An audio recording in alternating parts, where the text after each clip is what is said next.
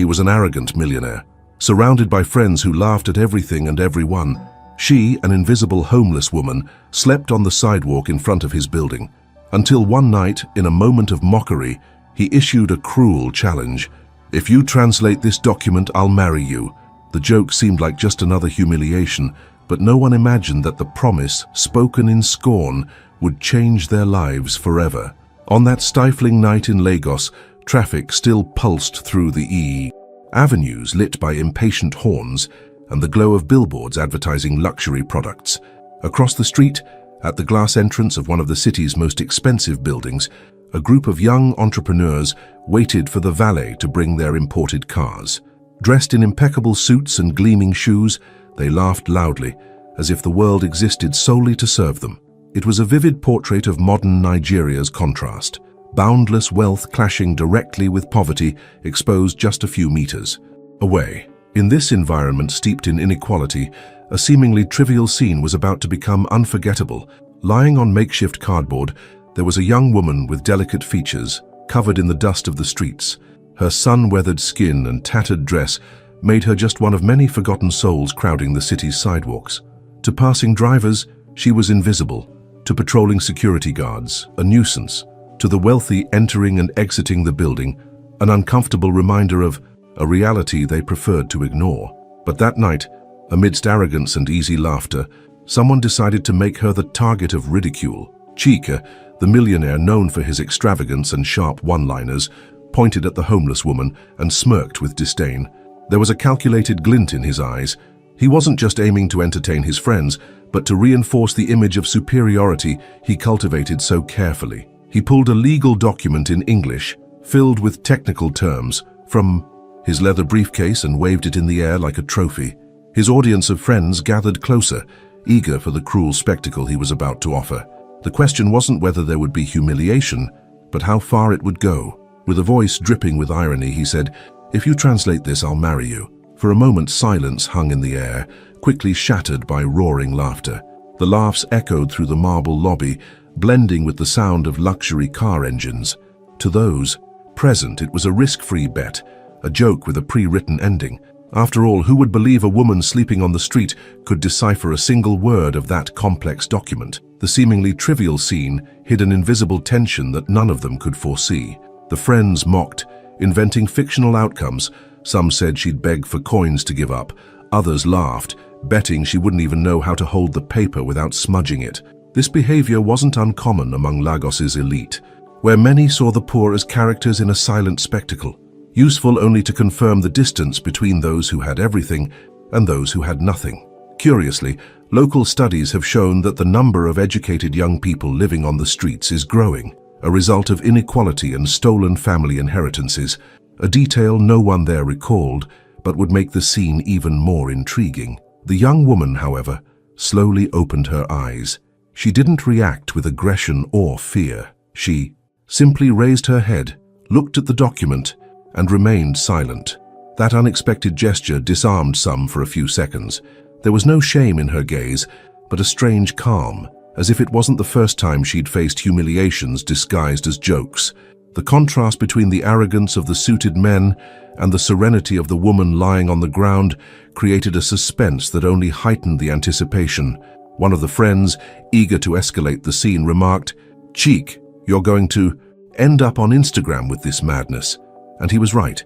In Lagos, where anything can go viral in minutes, a single pointed phone could turn a street corner joke into a digital scandal. Curiously, that's exactly what was starting to happen.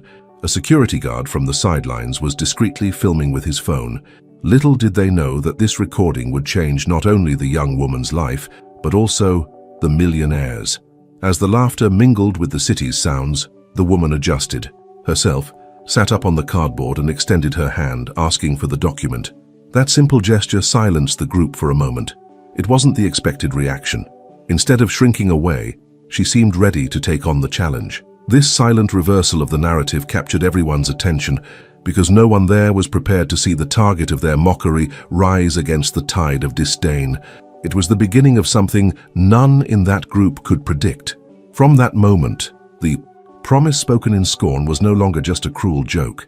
It had become a pact in front of witnesses, and soon the entire city. A cruel bet, a laughing audience. But what if the humiliated one was the true winner? In African Village Story, stories like this prove that nothing is impossible. Subscribe and turn on notifications to not miss the conclusion of this thrilling journey. That woman, who seemed invisible to most passers-by, had once lived a completely different life. Her name was Amarachi, a word in Igbo meaning God's grace. Before sleeping on the dusty streets of Lagos, she taught English and literature at a public school in the countryside. Her students respected her, as she explained Shakespeare and Chinua Achebe with equal passion, showing that the power of language could cross borders. The contrast between who she had been and the image she now projected, torn clothes, barefoot, disheveled hair, was so stark that no one could imagine the truth hidden behind the dust. Her tragedy began years earlier, when her parents died in a car accident on the road connecting Enugu to Onitsha. As an only child, she was meant to inherit the family's small house and lands, but an uncle exploited Nigeria's bureaucratic system, altering documents and claiming the property. This type of fraud wasn't rare. Local statistics show nearly 30% of inheritance disputes end in litigation marked by forgery and corruption. Amarachi, naive and grieving, trusted relatives who promised to care for her, only to discover she'd been deceived. Stripped of everything, she tried to survive in Lagos, taking on private tutoring and translation jobs. But without support and hit by successive setbacks, she sank into debts that forced her to abandon any rent she could afford. Nigeria's capital is unforgiving to those without family support. A single month without income can push many to the streets. Amarachi, who once explained poems about hope, now shared sidewalks with others who had lost silent battles against inequality. Despite the circumstances, she held on to one asset no one could steal: her education. She spoke fluent English, knew basic French, and dabbled in Spanish, thanks to a free course she'd taken before her fall. This knowledge, invisible to those who saw her as just a beggar, was like a quiet flame that remained lit, even in the darkest moments. Curiously, studies show that people with university-level education living on the streets are rare, but when they exist, they carry stories of injustice as brutal as they are improbable. Amarachi was one of those living exceptions. When she heard Chiki's taunt, it wasn't just the humiliation that echoed in her chest, but the memory of every time she'd been treated as incapable. Deep down, something whispered, "Once again they want to reduce me to silence." Yet, instead of reacting with anger, she chose to respond differently. She knew every gesture would be watched and commented on, and that moment could be a unique chance to show who she truly was. The silence she maintained amidst the laughter wasn't weakness but strategy. Each passing second heightened the audience's curiosity. Her eyes didn't waver from the paper in the millionaire's hands. She observed it intently, as if deciphering not just its contents but the destiny behind it. To those watching, it seemed like insolence. To her, it was simply the certainty that she wouldn't let the scorn pass unanswered. This detail intrigued even some of the building's security guards, used to seeing homeless people lower their heads at the slightest provocation. For the first time, there was a silent resistance that changed the night's atmosphere. In that moment, Amarachi understood it wasn't just about translating legal English. The real challenge was translating her own story to those who saw her as nothing. She didn't just want to prove she understood a foreign language, but to reveal that she still carried an identity, intelligence, and dignity that no street could erase. And so, in silence, she decided to accept the game, not to win an improbable marriage, but to rewrite her own destiny before everyone's eyes. Imagine having studied, taught, dreamed, and ending up sleeping on the ground, ridiculed by those who have everything. That cuts deep, doesn't it? If your heart aches at this moment, write "Strength Amarachi" in the comments, and let's give a voice to those no one hears. The laughter echoed loudly in the marble lobby until Amarachi slowly stood from the ground, extended her hand and asked for the document. The gesture was met with fresh laughter, but there was something different in her posture. Calm, steady, a dignity that contrasted with her worn-out clothes. Without hesitation, she opened the pages filled with legal clauses, ornate words and technical terms that typically intimidate even seasoned executives. The group, expecting just another spectacle of humiliation, was stunned when the first sentences began to flow in clear, well-articulated Yoruba. The silence that followed was almost awkward. Friends who had been mocking moments earlier now exchanged incredulous glances, as if witnessing an impossible scene. Amarachi didn't just translate, she gave rhythm and tone, explaining concepts in a way that even those unfamiliar with English could grasp the essence. This detail was striking. How could someone sleeping on cardboard handle technical language better than many graduates from Lagos's private universities? It was a reality check that brutally exposed the prejudices of everyone present. Curiously, studies have shown that about 40% of English contracts used in Nigeria are misunderstood, even by those who sign them. The mix of old British terms and legal jargon makes them nearly inaccessible. But for Amarachi, those words were no barrier. Her command of the language came from years in the classroom and translations done in better days. Thus, each sentence she deciphered carried something greater than mere knowledge. It was living proof that her intelligence had never been erased by fate. The scene took a new turn as laughter gave way to discomfort. One of the friends cleared his throat, trying to break the tension, but the unease was evident. Amarachi finished the translation with ease, as if she were in an academic setting rather than facing millionaires intoxicated by their own arrogance. Upon finishing, she closed the document gently and handed it back with a steady gaze. Needing no further words, the weight of the silence said it all. What was meant to be a spectacle of scorn had become a public lesson in dignity. At that moment, Chike found himself cornered. He was surrounded by eyes that once joined him in mockery, but now judged him silently. He couldn't simply backtrack without losing his image as the group's leader. So, with a forced smile and an ironic tone, he said, "A promise is a promise."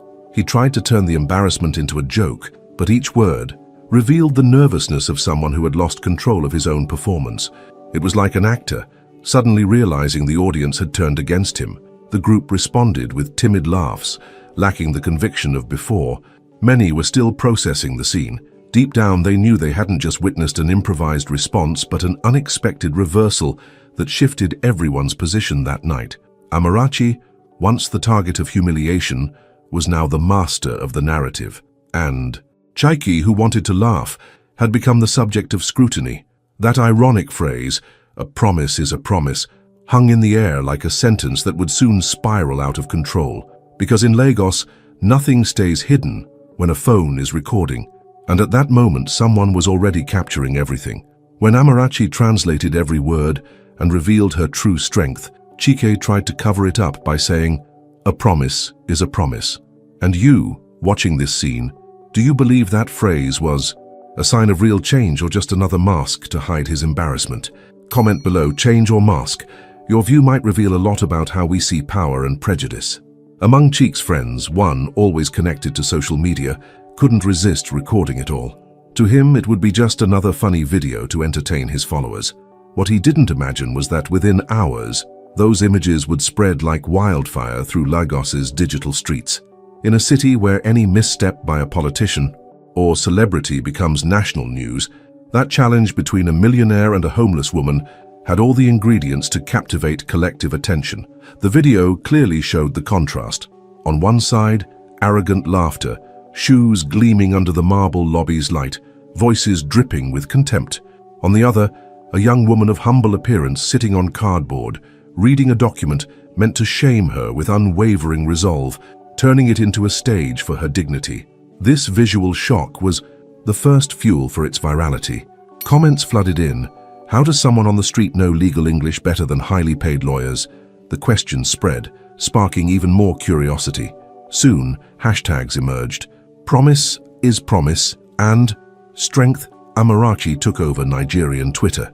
Curiously, digital communication experts have noted that hashtags tied to challenges or social justice tend to explode faster because they turn spectators into active participants. And that's exactly what happened. Thousands tagged friends and shared, demanding Chike keep his word. However, the internet is never unanimous. While many saw Amarachi as a symbol of courage and resilience, others mocked her.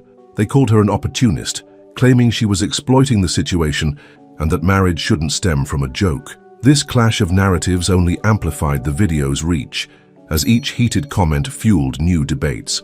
The network didn't just broadcast the scene, it multiplied its interpretations. Radio, Shows began discussing the issue the next morning. Some hosts used the case to critique the country's glaring inequality, while others treated it as national comedy. Curiously, local stations have a history of turning unusual cases into media phenomena, especially when they involve millionaires and elite figures. With each hour, the pressure grew. What started as a joke among friends was now gaining proportions beyond Chike's control. Another explosive factor: Amarachi had no active social media presence. This gave the public a sense of purity, that she wasn't seeking fame. This detail countered accusations of opportunism, as many said. If she wanted attention, she'd already be giving interviews. Her absence of a direct voice left room for collective imagination, and the greater the mystery, the more intense the discussion became. The virtual pressure turned into real pressure. News outlets published polls asking whether Chike should keep his promise. Influencers from various fields, from musicians to pastors, began weighing in. Some argued he should honor his word to set an example of integrity. Others said it would be madness to turn mockery into marriage. What no one could deny was that the entire society was watching from the front row. Within Chike's own social circle, the situation became awkward. Former business partners sent messages asking if it was true. Family members tried to convince him to bury the story before it was too late. But there was no turning back. Once made, the promise had become public, and the internet doesn't forgive those who try to deceive after being exposed. A night's joke had become an invisible contract signed before millions. It was as if Amarachi had been yanked from invisibility to the center of a national stage. The woman ignored on the sidewalk until yesterday now had her name in headlines, even without saying a single word. The game that began as cruel mockery was now entirely out of control, and with each passing hour, the pressure for the promise to be fulfilled grew stronger. The social media pressure was relentless, and each new report made the situation feel like an ever-tightening siege. To preserve his image as a prestigious businessman, Chike acted quickly. He announced that until the controversy was resolved, he would offer temporary shelter to the woman who had stunned everyone with her flawless translation. Officially, it sounded like a gesture of generosity. In reality, it was a calculated move to cool the backlash, keep her under watch, and perhaps find a way to end the scandal without seeming cowardly. It was just the beginning of a game he believed he could control. On the day Amarachi crossed the iron gates of the mansion, the staff watched in silence. They expected to see someone disoriented, dazzled by the luxury, perhaps even humiliated by the contrast. Instead, the scene was the opposite. Steady steps, a serene gaze, and the same dignified posture from when she faced the group in the building's lobby. She walked as if she owed nothing to that space, subtly reminding everyone that wealth isn't measured only by what one wears, but by how one carries their story. This detail surprised even the longest-serving butler, accustomed to seeing rich guests bow to the symbolic weight of the house. Chike, meanwhile, planned to intimidate Amarachi with the grandeur of the residence. Imported chandeliers, Persian rugs, paintings by renowned artists, every detail chosen to reinforce power and authority. He believed the disparity between their worlds would be enough to make the newcomer retreat and abandon any pretensions. But her calm unsettled him. When invited to sit on the leather sofa, she thanked him without hesitation, observing the furniture with respect but without the submissive awe he expected. This reaction created a silent reversal of roles. The host now seemed the uncomfortable one. Among the staff, whispers began to circulate discreetly. Some murmured in the kitchen that the woman brought a different energy, not of someone defeated, but of someone who had known another life. A gardener commented that her way of greeting each employee reminded him of teachers who treat everyone with care, regardless of their position. These small gestures contrasted with the usual visitors to the mansion, many of whom were arrogant even to those serving the table. What was meant to be a temporary stay was turning into an uncomfortable mirror, reflecting truths no one there was used to facing. Curiously, similar stories have occurred in other contexts. There are records of cases where millionaires, trying to use the poor as examples of charity, ended up confronted by the unexpected composure of those they sought to diminish. This reversal of expectations has an almost psychological impact. The more someone tries to reduce another, the greater the effect when they encounter serenity instead of submission.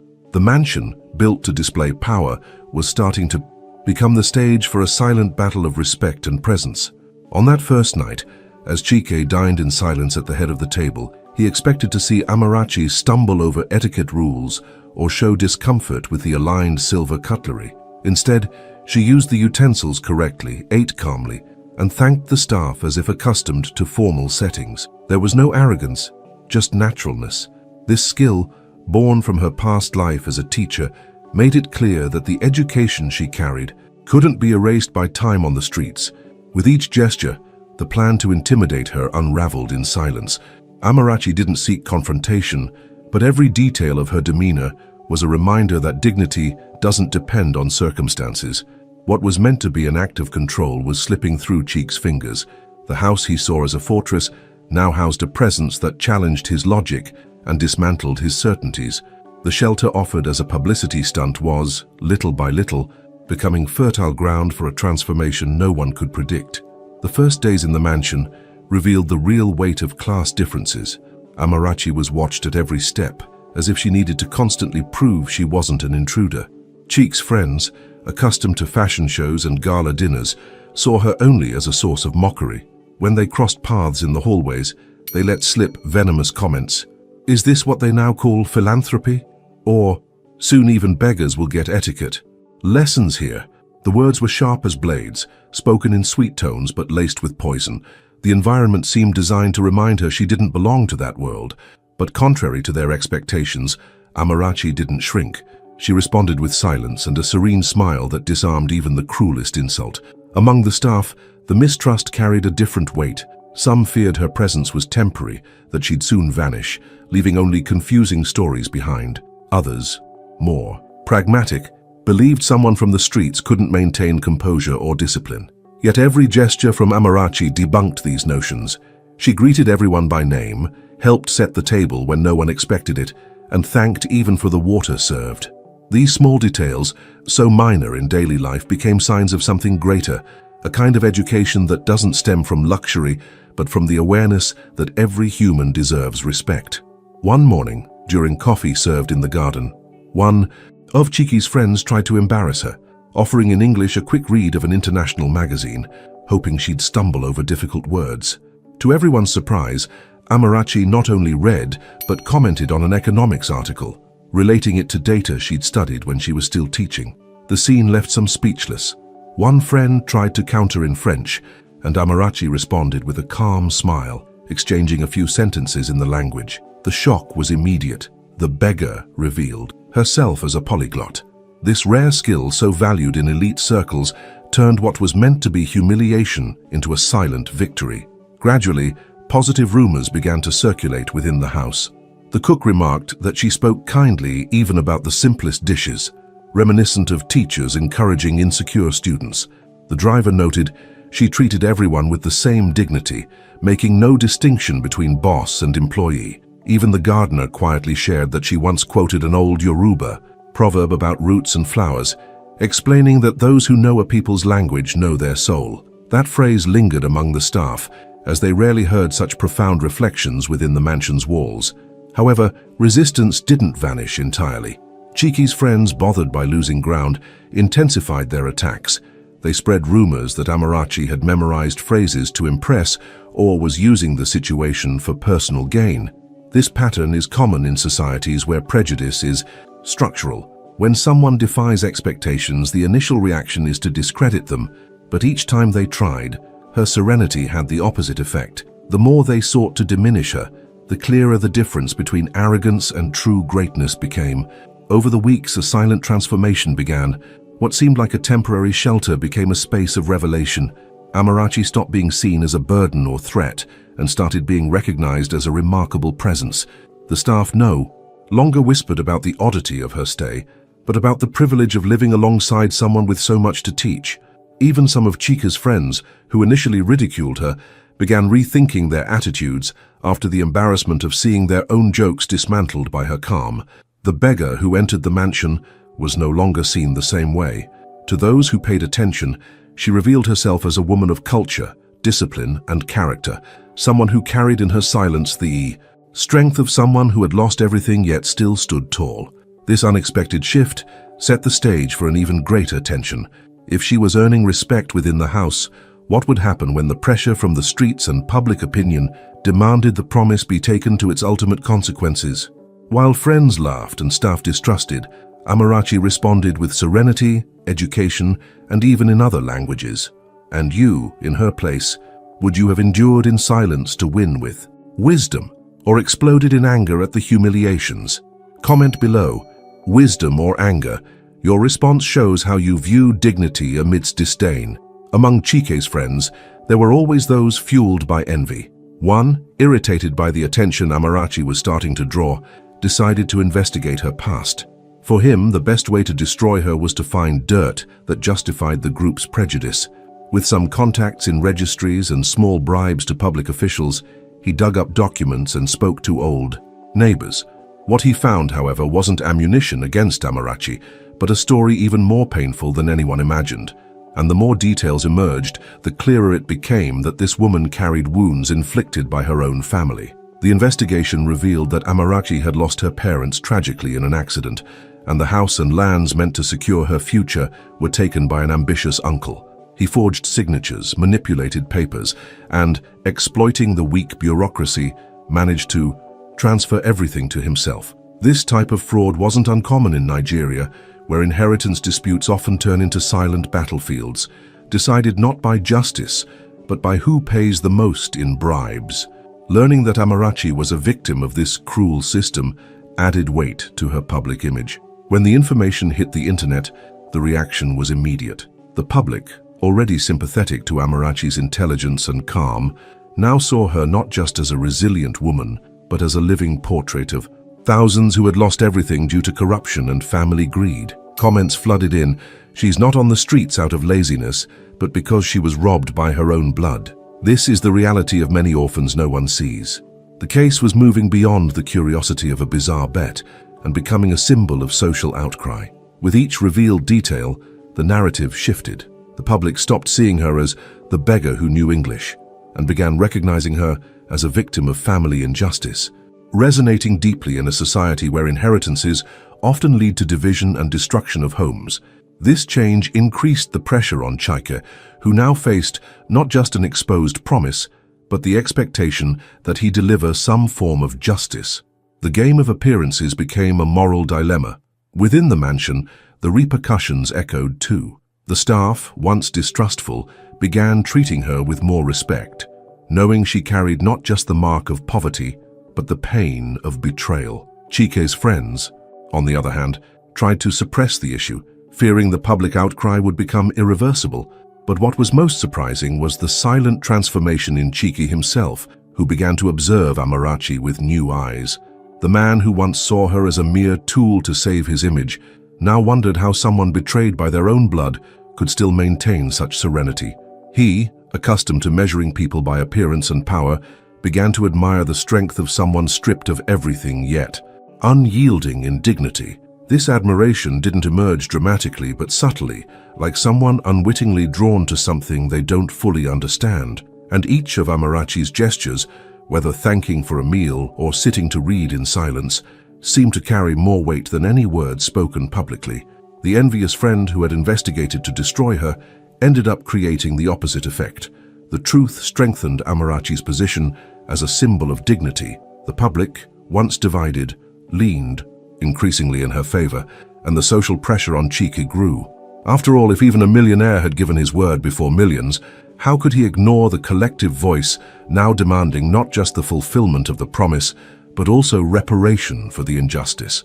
It was the start of an even greater shift. Amarachi, who entered this story as a target of mockery, was becoming the protagonist of a national debate on justice, corruption, and hope. And with each passing day, more people wondered what would happen when Chike stopped pretending and had to choose between pride and truth. The return of Ifunanya into Chike's life was no coincidence. She had always kept tabs on him, and upon noticing Amarachi's sudden rise in the news and high society conversations, she saw a double threat: the risk of losing her place in influential circles and the chance of being forgotten by the man who once flaunted her as a trophy. For Ifunanya, who cultivated her social status with the precision of a jewelry collector, there was no room for rivals, especially not a woman from the streets. Her jealousy, mixed with a thirst for revenge, And from this blend, a calculated plan to destroy Amarachi before the story spiraled out of control was born. Her first weapon was lies.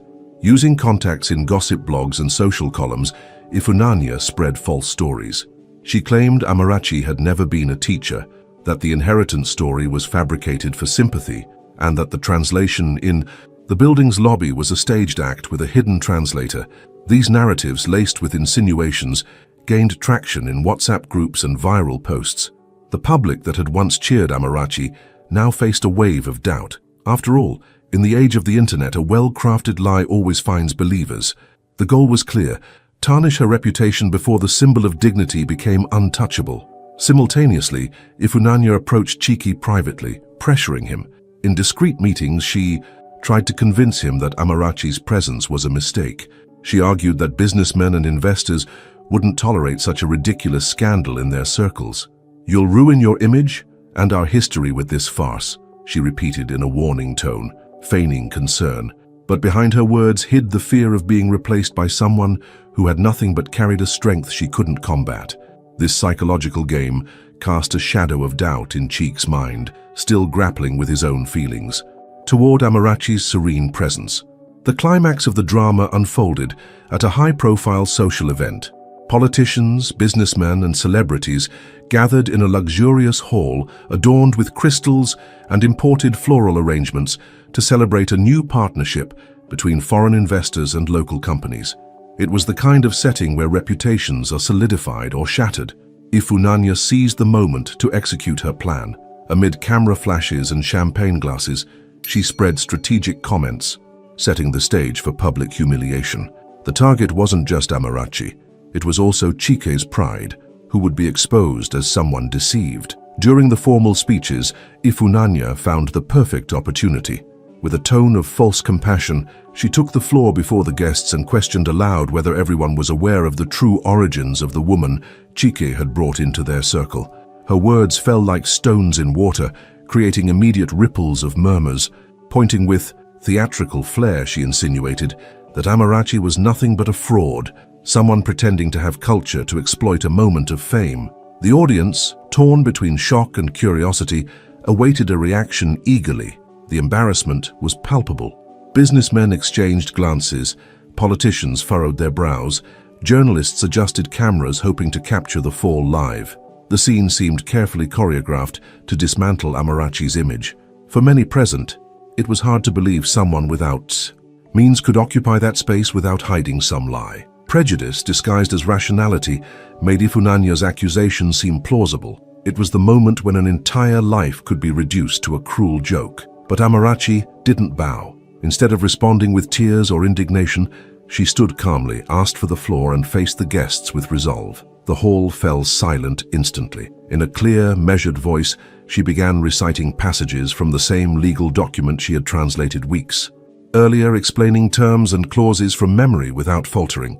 Her words cut like sharpened blades, dispelling doubts and showcasing her capability before everyone. With each sentence, she not only refuted the accusation of fraud, but also exposed the entrenched disdain of an elite that couldn't bear to see an outsider in their space. As she spoke, she let slip an elegant but piercing critique of the room's prejudice. Perhaps the real scandal isn't my presence here, but the belief that dignity depends on title, wealth, or surname. The sentence, laden with force, echoed like an unexpected blow, eliciting varied reactions. Some clapped timidly, others murmured in disapproval, but all were forced to face the raw truth before them. This woman was no fraud. She was an uncomfortable mirror. The silence that followed was more eloquent than any speech. Amarachi had turned an attempt at humiliation into an act of resistance. The woman Ifunanya tried to expose as just a beggar proved, once again, that her intelligence and dignity couldn't be erased. The impact wasn't limited to the audience. Chike, watching from a distance, felt a deeper admiration grow, as if he were finally seeing the essence of the woman he had once wanted to use as a shield for his image. From that moment, the battle ceased to be merely personal. What happened in that hall would make headlines, reignite debates about prejudice, and further expose the fragility of an elite that thought itself untouchable. The war between lies and truth, disdain and dignity didn't end there. It merely shifted stages. Facing an entire elite ready to ridicule her, Amarachi stood and responded with dignity, silencing the powerful. And you, in her place, would you have had the courage to face such humiliation with silence and wisdom? Or would you have crumbled before everyone? Comment below. Courage or breakdown? Let's see how many here would have the strength to stand tall in that moment. Chaik wasn't a man, accustomed to being shaken. He grew up in an environment where power equaled respect, and wealth served as a shield against any judgment. But Amarachi's steadfastness began to crack something within him. He vividly recalled the mocking tone when he issued the bet, certain he'd never be outdone. Yet every gesture from that woman contradicted the image he had built of her. Her serenity amidst humiliations, the knowledge with which she dismantled accusations, and the courage to look the elite in. The eye revealed something Cheeky had never found in the women who always surrounded him. The laughter that once felt natural now sounded like proof of an arrogance he could no longer sustain. While this silent process of admiration grew within him, Ifunanya sank into desperation. She realized that the stronger Amarachi became, the more her own influence waned. She decided to deliver the lowest blow yet, spreading a new version of the story. In dinners and informal interviews, she suggested Amarachi had fallen to the streets due to fraud, caught trying to steal her own family's assets. She implied the victim narrative was just a well-crafted lie to sway public opinion. This lie, carefully planted, found ground online. After all, fake news thrives on doubt. Comments began to split again. Part of the population, which had embraced Amarachi as a symbol of justice, remained loyal, but another, tainted by suspicion, started questioning whether they were facing another case of manipulation. This movement revealed a harsh truth. When someone tries to rise, there will always be those who prefer to believe in their stumble. Reputation, so hard to build, can be torn apart in minutes by a single convincing lie. The environment became an invisible battlefield, where every word spoken aloud echoed across thousands of screens. Amarachi felt the weight of the accusation, but refused to succumb. She knew her own story, and understood that truth needed no embellishment, only an opportunity to shine. The problem was time. The longer Ifunanya's version circulated, the harder it became to counter.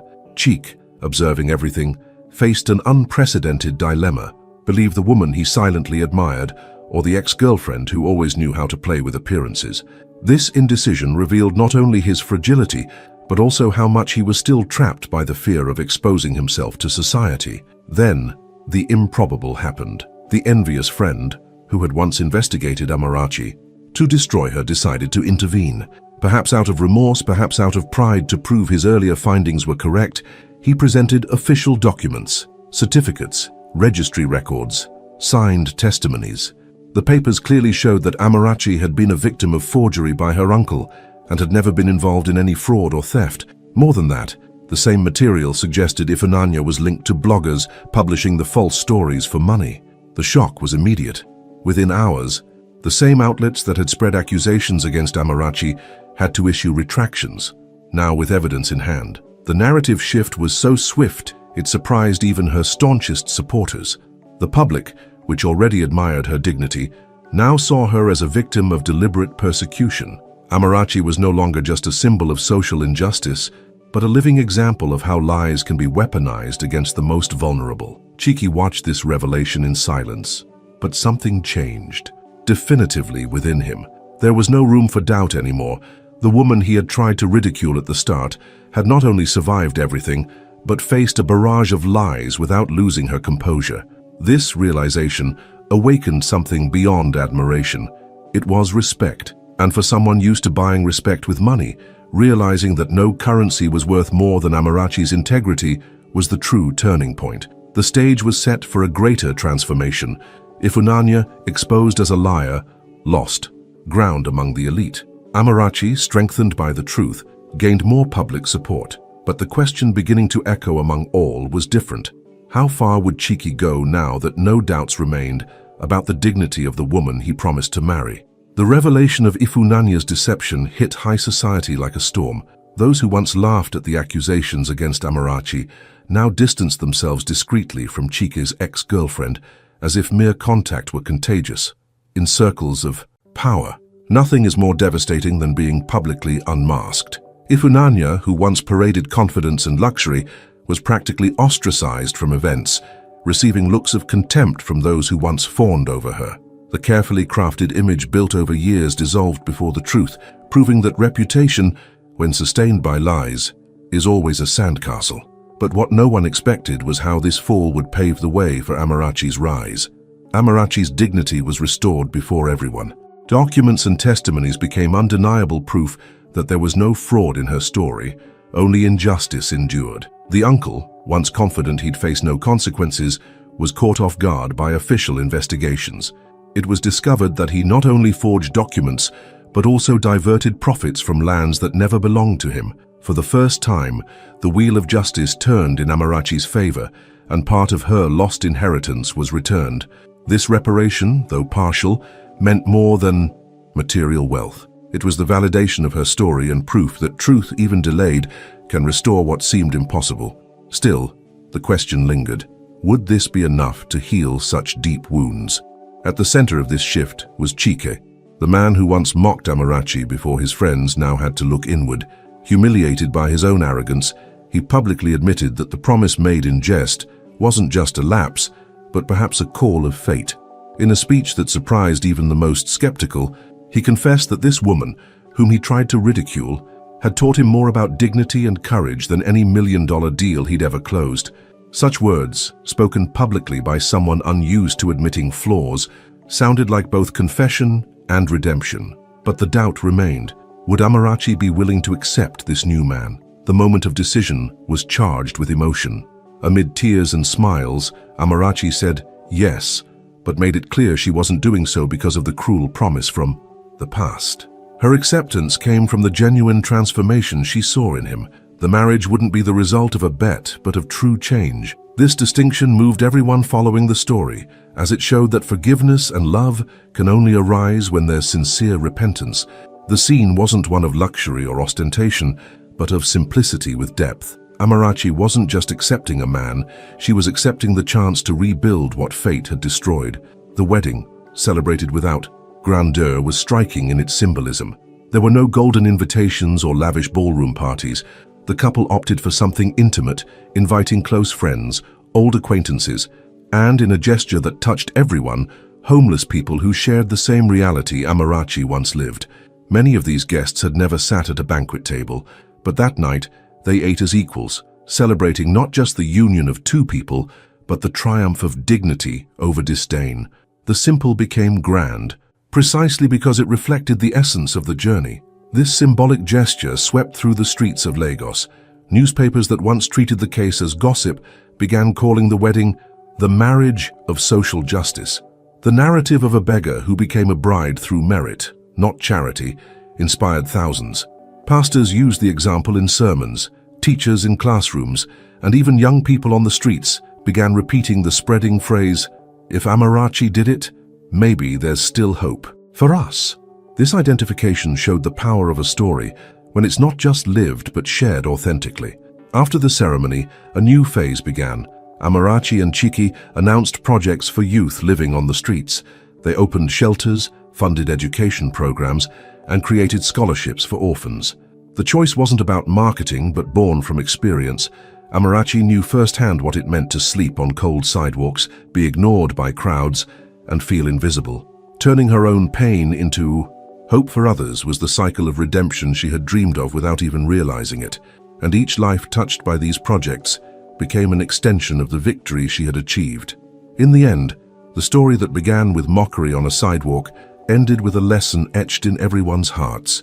Arrogance may humiliate, but truth and dignity always prevail. Amarachi, once reduced to silence and dust, now stood as a symbol of hope. Chike, who used power as a weapon, now learned to use it as a bridge. And the people who watched as spectators became part of this transformation, carrying the certainty that justice can emerge from the most unlikely places. The sidewalk became an altar, and humiliation turned into redemption. This isn't just the story of an improbable marriage, but proof that dignity always triumphs over disdain, and that even the deepest wounds can generate hope. If this journey touched your heart, share in the comments what moved you most, and keep walking with us. New stories are coming, so click the video below and dive into this new emotion. Until then,